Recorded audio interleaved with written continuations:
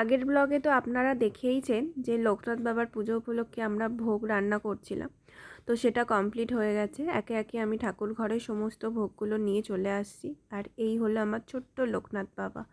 তো সামনে ফল, মিষ্টি, পায়েস, নাড়ু সব কিছু একে সাজিয়ে দিচ্ছি। আর এদিকে ছিল আলুর দম আর খিচুড়ি। তো প্রথমে ঠাকুরের আসনটাকে আমি চেঞ্জ করে নিচ্ছিলাম। তাই এখনও সিংহাসন হয়নি, পরে অবশ্যই একটা সিংহাসন করার চেষ্টা তো আছেই।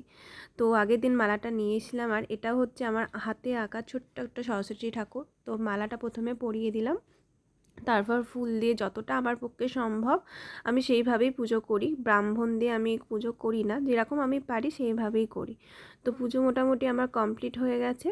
ভুল ত্রুটি হলে আমাকে মাপ করবেন। আমি আমার মতো করে, মনের মতো করে, যেটাতে আমার শান্তি হয়, তো সেইভাবেই পুজো করি। তো পুজো কমপ্লিট হয়ে গেছে। যেহেতু আমি গোটা ফল পুজোয় দিয়েছিলাম, তো এখানে প্রসাদ দেওয়ার জন্য সব ছোট ছোট করে কুচো করে শাশুড়ি মা কেটে দিচ্ছেন।